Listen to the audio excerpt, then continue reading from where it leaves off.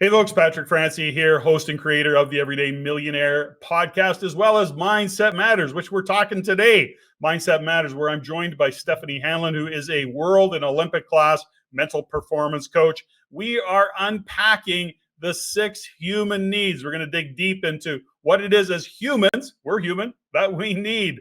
As well, before we get started, just a quick ask, please make sure you like, subscribe, hit the bell for notifications. Trying to build this channel. Give us some comments. We're happy to receive comments. Good, bad, doesn't matter. Let's get those algorithms working, build this community. One other thing, I want to make a short announcement, which is on September 6th, we are hosting a working session.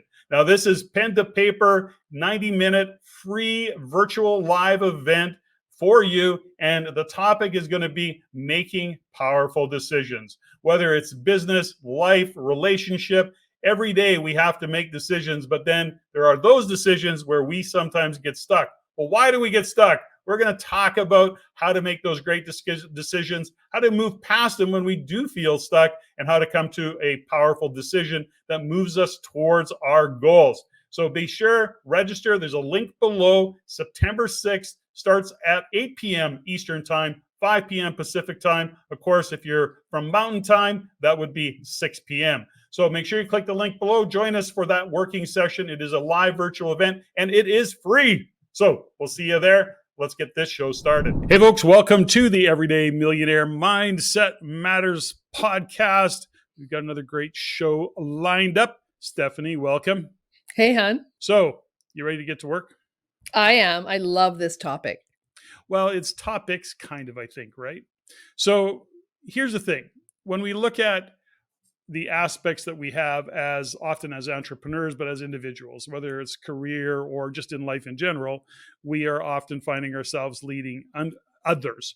So in order to be great leaders, we have to kind of focus on and learn to be great leaders. I don't think there's such a thing as a natural born leader. We could have conversation about that perhaps. But when we start to understand ourselves better and things that actually impact our own behavior, and when we start to appreciate and learn about ourselves, we in fact learn about the needs of others and what drives the choices that others make. And it's because we start to know ourselves. So we get to know ourselves better, then we get to know how other people operate.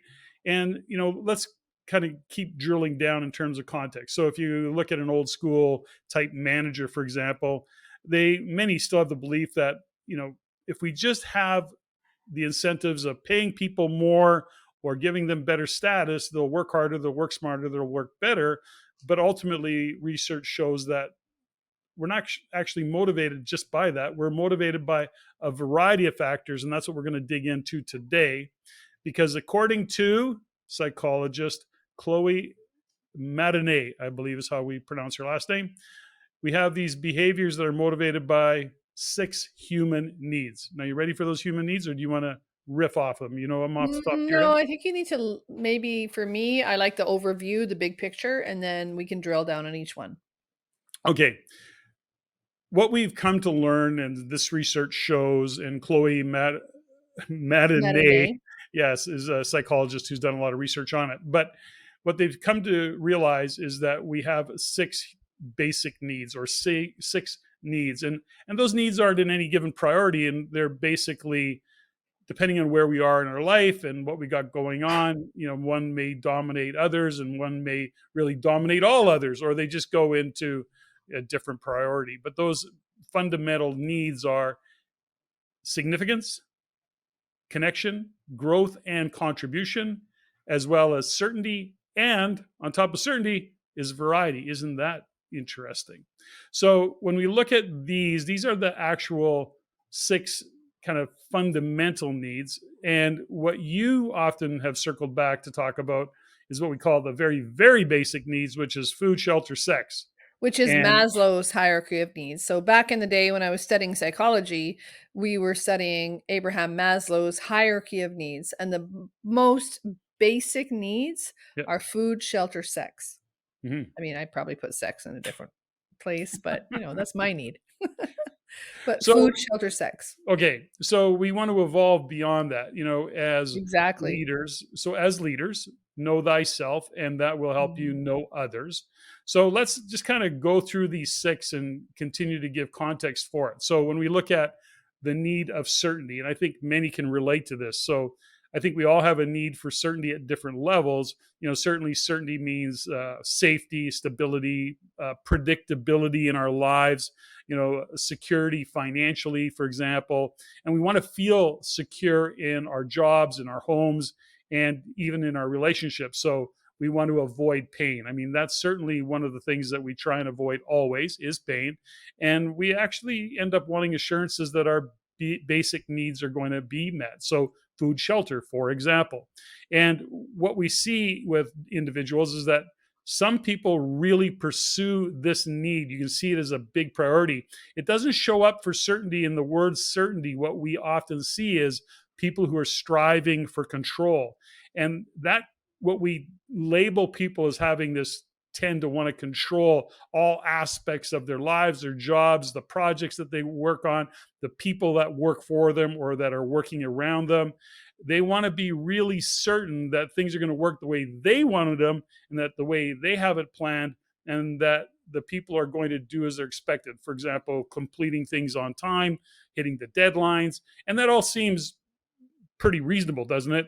But as we know, some people get really kind of into the control of things, right to the point that they'll lose some of their, what's the word? I don't want to say they would lose their Their mind. creativity, maybe? Well, sure, but they start to panic. They even get stressed when things are not going their way, and it's not that they need to control in that regard. It's that they're looking for certainty. So, and then there's the other side of that. We'll talk about it in a minute, and that is, if you don't have that certainty, you actually, get demotivated, and you need variety. But we'll talk about that next. So when you look at certainty, or when you break it down and you have conversations with your clients, what shows up for you around having certainty? It's such a great conversation. Certainty is a base human need. It's no different than, food, shelter, sex. We want certain we want to know what's going to happen. And I think in the last 3 years, 4 years, what we've discovered is that there is no certainty. There is no certainty. But what I was always telling my clients is that when I was guiding them on a journey to achieve their goals, is that sometimes they would doubt themselves. But if they were staying true to themselves, true to their values, I would always say to them, my certainty can squish your doubt. You just need to stay true to what you said you wanted, and on the journey that you're going on, and the direction and the trajectory that you're on. And then your doubts, come on, I can squish them in a moment, because we question ourselves. We look back and we go, this isn't going to work. And we've got all this information and proof that this isn't going to work. So I'm now in uncertainty, which is fine. Uncertainty is important because what it does is it makes us check in on what we want, what we're doing. Do we have enough information? Do we have the data, etc.? But when I say my certainty can squish your doubt, what that means is that I'm going to bring you back to what you say you want in a powerful and quiet and important way. The next on the list, the things that we have to look at is kind of I don't want to say it's the opposite of certainty, because it's not, but it is different. And that is that people want variety. So it's another fundamental human need, and it kind of opposes the certainty part of it. And we look at it and we sometimes really like a variety and uncertainty, as you and I have talked about in the past, is that, as entrepreneurs, business owners over the years, as much as we kind of like certainty, we just live in a real uncertain world often, because we don't know where things are going to come at us or how they're going to come at us. So I think as an entrepreneur, we're often living in a world of uncertainty, and that becomes normal. So I don't even know what certainty is in that context, but what I do know is that we do live in a world where we have a lot of variety in what we do, who we meet with. So we need variety, and that's something that you and I really enjoy, and we kind of crave that variety as much as we like to get into some just routine and have that thing going on. We also take on lots of projects. And when you're looking at some managers, for example, in careers, they're really good at change management because they're just really good looking at that variety. So the uncertainty for many is just really uncomfortable, But for others, it's like, no, that's what I need. I need to mix it up. I need variety. I need to change, or I'm going to get bored. I'm going to be demotivated instead of motivated. And so there's a balance that people like to have, which is lots of variety, lots of change, lots of things coming at them where they have to read, react, move, think on their feet. That really lights some people up, whereas others are going, no, this is too chaotic. It feels uncertain. And again, that word chaos shows up. And then it's a little bit like conflict. When you're living in a world of variety and you've got all these things coming at you, for those who are not used to it, it feels chaotic. It feels like there's a lot of conflict and that there's always some crisis that you're dealing with. So what's your thoughts on variety and, kind of where you see it with your own clients, with your athletes, for example? I never, want to just cheer athletes. I mean, they're doing the same program over and over and over again, right down to the kind of the nth degree, if you will. How does a variety fit in for them? Yeah, that's a really good point. But if we use the word uncertainty and we connect it to variety, for example, is that we create an intention for each run or each run through or each competition, is that there's still a growth that lives in uncertainty. And when you link uncertainty and certainty, I call that the champion's paradox, is that both need to exist at the same time, or we can't break through our fixed mindset. Mm-hmm. And they're connected on so many different levels. So when you think of certainty, you know what you need to do. You know what you need to commit to. You know what you need to do to grow, to get in shape, to achieve your goals, etc. And then I will say, leave room for the magic. And that's where the uncertainty lives, because you don't know what's going to happen in the judging realm, or you don't know what's going to happen politically, or you don't know what's going to happen. But if you leave room for it, then you won't be so damaged or I don't know what the word is. Not damaged, but disappointed maybe with when something doesn't go your way. So the certainty and the uncertainty live in the paradox. And that's what I coach, is that honestly, we need both. We need both. If we don't have both certainty and uncertainty as human beings, we don't grow. Okay, number 3 on the list of what we need is significance. Now, this one is, we've talked about it a lot. Now, I've had a little bit of a shift around it when I had Alan Kahn on the podcast, and him and I talked about significance as a need. And when I said significance to him, it meant something different to him. And it was really interesting in that conversation. But in this context, let's talk about what significance is, which is that really kind of at deep down, we all need to feel important and unique, perhaps, or special. And we want to live our life and we want our work to have meaning. Now, I know this for me is really important. Like, if my work doesn't have meaning, I'm going, why am I doing this? I run out of gas really, really quickly. I run out of interest. So we want that importance. We want that significance. So, I know for me, it's really uncomfortable if I'm working on a project that is, not needed, or it's the last of, and it's running out of gas anyways. Like, that really shuts me down. So how do we kind of maintain that significance? Now, I'm going to go unpack significance just a little bit. And that is that sometimes what we're really looking for in terms of significance is what? We want to have appreciation and we want to be acknowledged. And if we are working on something that is important, we're going to get that appreciation when we do a great job, and we're going to be acknowledged for being a contribution. And we're going to talk about that later. But ultimately, significance is an important one because it really kind of is what fires people up to say, I've got meaning. What I'm here to do is going to make a difference. And that's actually where that significance lives, in the appreciation and the acknowledgement. What's your thoughts? Well, what's interesting about significance is that it can also be on the opposite. It can link to ego. And when we want to be significant, we want to matter in a way, is that we will most times connect to where we're making a difference from a place of ego. And for me, when I look up the hierarchy of needs, etc., as human beings, and we want to be significant, it's where we matter. Do we matter? to our children in a place that or our grandkids or in our businesses where nobody needs to know what we've done. It's like the pay it forward concept is that I have significance because I bought the person in front of me a Starbucks coffee. They don't need to know that, but that gave me significance. And I think what we have to do as human beings is define what we believe significance is.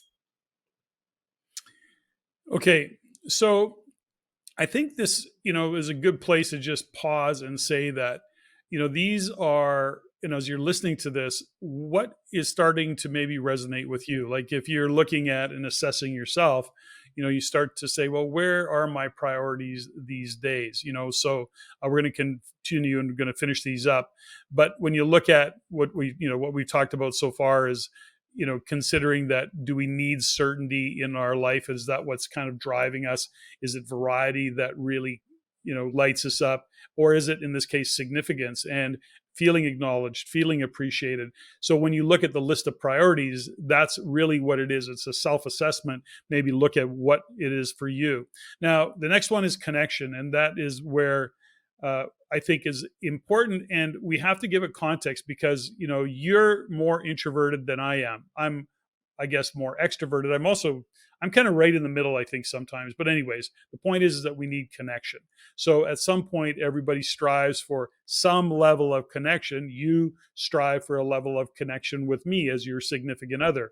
And people in general, though, are looking for connection and affiliation with other people that are around them. Okay, so the next thing on the list is connection. So when we look at connection, we understand, and this is one that is interesting, I think, for the reason I say it's interesting is that I know for you, you're a little more introverted than I am. I'm more extroverted. And that has to do with connection because we all at some level need and we strive for some level of connection. You with me as a significant other, and then me with you, but also I like to connect with other people a little bit more than you do. And we want to then be surrounded by people at time or be part of a larger community. That's interesting about the Real Estate Investment Network. It is a larger community. People really like that aspect of what the Real Estate Investment Network was all about, was a community of like-minded people. But beyond that, we also want to be loved. We want to be cared for. We want to feel some level of, I don't know if the word's closeness, or we want to be connected with like-minded people, whether it's friends or family, colleagues, whatever that might be. And, we have that need for that connection, and it's based really on wanting to perhaps belong. So if we're part of a team, for example, we can get really connected. Doesn't matter how big the team is. We know that a smaller team, let's say of 3-5 people, is generally more connected than a larger team, but that's not always the case. The point is we want that feeling of connection. It's a need. And so know thyself, as I said, I kind of said, you look at your kind of introverted tendency or being introverted. You have that tendency more than I do. What's your thoughts on connection? I think connection for me, when I'm working through, the needs, the base needs of being human, is the connection starts with myself. And what I've learned about myself is that I need to connect to myself through meditation, through journaling, through knowing what I want to be seen as, I want to be expressed as. I don't have a whole lot of need to be acknowledged from the outside. I don't need a lot of acknowledgement or friends, or I don't need to be on TV. I don't have that, that need in from a significance or connection standpoint.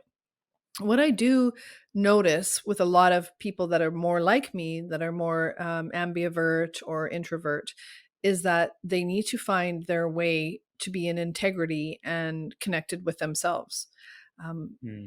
I don't know if that's, where you're going with this, but I know a lot of people and have many friends that are very extroverted, which I love. And there's so much fun, and it's loud and music and dancing and, external motivation and things coming in from the outside. I don't have that need. So it's really important for me as an introvert or an ambivert to stretch myself And what I love about you is that you're more extroverted. You bring people into our life, which is amazing. And you bring people and you have conversations and you talk and you spark my intellect in ways that are it's super fun because I could sit with a book and a meditation and light a candle and have a bath and be totally content. Mhm. But I don't think that would move our life forward. Well, there's a part of it too. What's something that you said kind of spurred a thought, and when we talk about connection and connection with other people, that's also where significance lives. Like you said, you don't have a strong need to be famous or be on TV, and you've done all of those things, but there's a part of it too where if we're not making a difference, it's like this podcast. When we get to a place, or if we were to get some sense that we weren't making a difference with the podcast, if We'd we quit. were, we would just shut it down. I mean, there's Yeah. nothing in it for us other than the fact that we love to be contribution. We love to make connection with people. Of course, we love to be coaches and have our coaching programs. And this kind of is a way to get for people to get to know us and have that connection before they become part of a program. But it really is interesting to know that connection and significance, they kind of go together. That's in my brain right now. That's what I got to. Anyways, we can carry on. Anything else you want to talk about? Yeah, I Connection? get what you're saying that connection and significance are connected, but I don't really think they are. Connection is about other, Mhm. significance is about self. And I just want to make sure there's a distinction there. And when people are Yeah. listening, it's like, what drives you? Like when I think about our shift clients, for example, like when we can help people get to what drives them, and they Mhm. are not embarrassed anymore about what drives them. I remember a client years ago who understood that, she thought family was her highest value, yet she was traveling around the world, being a Mhm. massive contribution in other areas in business. But when she told the truth and she said, you know what, business and significance is my highest value, everything softened. And it Mhm. actually became true because then her family, her husband and her daughter actually went, "Oh my God, now you're telling the truth. Love it. Now we can support you. You can support us in a different way." But it's where we don't tell the truth about what drives us. That's a good one. Yeah. Okay, good point. Carry on. Number 5 on this list is growth. Now, of course, in the world of, just being human beings, we have to, I don't want to say we all have to. I think it's important that we grow. And whether that's we start to see ourselves grow, I don't know, financially, we start to see ourselves get smarter, we get promoted in a job. That's where we start to see growth. So whether it's personal or professional growth, uh, we set goals and then we achieve those goals. That feels like growth. We set targets for ourselves saying we want to reach a certain level by such and such a time. We can measure our growth in that way. So it's part of, I guess, what will drive most people is striving for something. We want an outcome. We're working backwards from something. Now, we say that, and I'm assuming that anybody listening to the podcast has some inclination to have growth. Otherwise, they wouldn't be listening to this kind of a podcast. But certainly, we know and have seen people over the years that growth is not their thing. Like status quo, if they can just maintain the status quo, they're very, very happy with it. Whereas when we talk and we look at what we're trying to do, we're always trying to grow mentally, emotionally, spiritually, physically, financially, intellectually. We look at all those 7 areas of our life, for example, and we go, we want to grow in all 7 areas of our life. And at any given time, one particular area may be a primary focus, but I don't know. I'm just built for always looking at where there's growth, but I know that isn't the case for everybody. What's your thoughts? It's not leaps and bounds. That's really what I Mm, heard when you were talking is that I think people, when they hear the word growth, they have to go leaps and bounds and yeah. change and, go into the next thing. And it's not about that. It's Mm, about like when we talk to our shift clients, for example, it's like, what's the smallest shift you can make to get the biggest result? mm, And a lot of times it's a mental shift. It's a decision or it's something that, you know, what's the term? It's like how do you move forward and still maintain this, your life and your values and your family and the things that you want, but still get more. I think that's the thing, is that there's a desire for more. And when we realize that there's not a lot of more out there without the shift of mindset, then the more becomes unattainable. Mm. And what I would love to be able to share even tonight is that the shift that it takes to, for me, and I know for us as a couple, is what we've had to do over the last 30 some years, is that tell the truth. Mm. And when we have to tell the truth and understand that our relationship, okay, my relationship with you is I'm 100% all in. You're 100% all in. There's no 50-50, in this. Like, I'm 100% all in, and I want to be the best wife I can be. And I know you want to be the best partner and husband you can be. And we go in it at that level. So from a contribution, from a significant standpoint, it kind of hits all of my buttons. So something that showed up for me as you were speaking was, when we look at growth and understand that, I think we have a tendency to keep looking into the future. So we're not seeing growth. All we're seeing is, when we talk about gap and gain, for example, if we keep looking into the future, all we ever see is the gap where we're not yet there. And, to look at growth, to appreciate how much we've grown, we actually have to look back. We have to reflect on where we were and where we are today.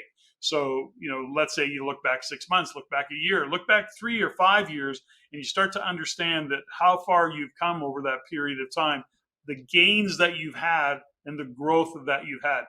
The point that I'm trying to make in this, or I want to make in all of this, is that growth, to your earlier point, is not leaps and bounds. It really is shifting the trajectory slightly. Again, hit a golf ball out 1 millimeter at the tee. It's out. It's in the far fairway, 300 yards out because of the trajectory. So when we set the trajectory, we want to set the trajectory the right way to have that growth, and continue to make those settings along the way, adjust the trajectory along the way so that we have the outcome that we're looking for. But the point of it is that growth isn't about leaps and bounds. And when you can have a leaps and bound growth, it's kind of cool, pretty rare, but we have to really honor the growth by looking and kind of saying, what have I gained over the past year, 6 months, 3 years? And then you start to realize just how much growth you've had, probably sometimes not even as intentional as you may have thought it needed to be. Anything you want to add to that? That's just a random kind of thought on that. I do. I want to share a personal story. Like tonight, the girls took me out for my birthday. So Shar Friesen, Jadine Ferreira, Nina Greshner. And I look at where we've been for the last year, how much we've grown, how much we've had to shift and grow and fight and, demand clarity from each other. And I think that's where what we really acknowledge tonight. And they took me to a winery, by the way. That's why I'm drinking wine. Surprise. Is that we have the moment to acknowledge how far we've come. And until we look to the past, it's very difficult to know how far we've come.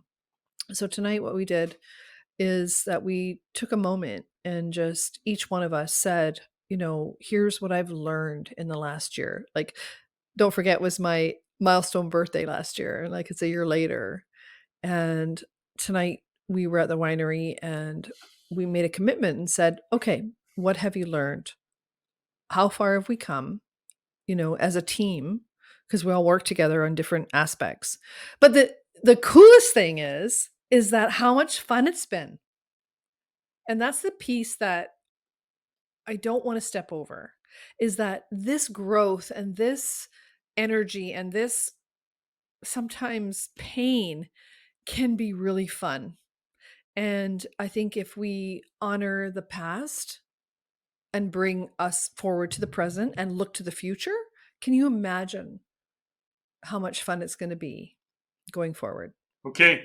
And thanks Six, for tolerating me on my birthday and me drinking wine and the girls take me to a winery and the dogs barking and all the stuff that we do on this podcast, hun. I just need to take a moment to acknowledge how far we've come. It's almost 100 podcasts that we've done. It's almost 2 years. almost. Almost. And maybe we'll, I don't know, acknowledge those significant milestones, but right now, for me, I just want to say thank you. Finally, sixth, Number 6. contribution.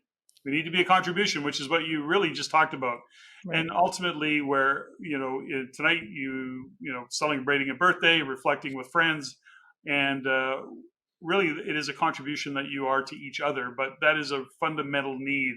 And it's a desire that we want to be able to make a difference and contribute to the greater good, whatever that might be within our community, our jobs, our businesses, and where are we being a contribution? And ultimately, for most, it is a human need. So if you're feeling depressed, if you're feeling like bummed out, or you're not making a difference, you have to ask yourself, perhaps, where can you make a contribution? For those of you who are really clear on that as what you need for what lights you up to gain that significance, to have that connection, really, when you look at it, being a contribution is a really big part.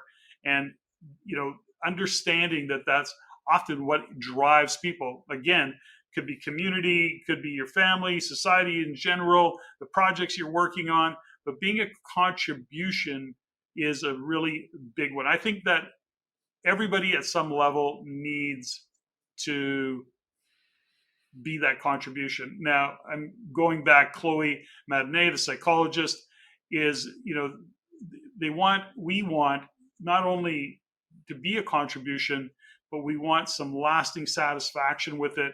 We want that sense of fulfillment that comes with being a contribution. And that's really where connection, growth, contribution all come into play. They kind of come together, if you will, to be a contribution. So when we talk about this podcast, when we talk about the coaching we do, it really is trying to be a contribution and find the best way to be a contribution. Anything you want to add to that? Oh my gosh. Thank you for that, because that is really what drives me and drives us as a couple. But what's hilarious about that is that it's unrestricted. There's nothing attached to it. And I think that's really rare. And that's what I got tonight, with the girls, at the winery, is that, our contribution and our giving doesn't have hooks. And when maybe I want to talk to our previous shift clients and Mindset Matters clients and stuff, is that I really hope that you feel that our contribution doesn't have hooks. And what I mean by that, that it doesn't have expectation, is that we are doing this work right now because it's our contribution. It's who we are. And yes, do we want people to sign up for shift and to come and hang out and build a community and all that stuff? Absolutely. But what I really got tonight, and what I was given as a gift, is that my generosity and our generosity and what we do as a couple and as what we're doing as business, is that, we don't have a hidden agenda. And that actually almost made me cry, because I think in many worlds, it's always about marketing and hidden agendas and this and that. And what I was given tonight, and that was a contribution to me. And that's the other thing, is that you have to also see where the contribution is given to you. And that's what the message to me was, is that what we give and how we're setting up our life. And don't get me wrong, we need to make money and we need to do all that stuff, but it's the intention behind it. And I was so grateful for that message. Fantastic. So for those of you listening, if you're still here, if you're still listening, consider where you are in these particular, 6 needs. Are you even aware that you have those needs? And it's kind of interesting when we take a few minutes to kind of break it down and reflect on what lights us up. Where do we kind of move forward or get energized, if you will. And mostly we get energized when our needs are in fact being met. So again, give yourself some time to think about certainty, variety, significance, connection, growth, contribution. What is it for you that kind of lights you up? Pick a couple of them, focus on that. Is that a bucket that you can fill? Maybe the bucket around certainty is feeling a little empty if you think about it. So take a look at those areas and these human needs and see what works for you. I think that pretty much covers it. Quick reminder to everybody, we are doing a working session, what we call a working session on September the 6th, 5 p.m. Pacific time, 6 Mountain time, 8 p.m. Eastern time. This is a working session. It's a 90-minute free opportunity to come, put pen to paper for about 90 minutes. We're going to put you to work. And with Steffany and I walking you through, and we're talking about decision making. So lots to talk about on that topic, but we're going to do it. So September 6th. And Steffany, I think we covered a lot of ground. Thanks. We did. That was fun.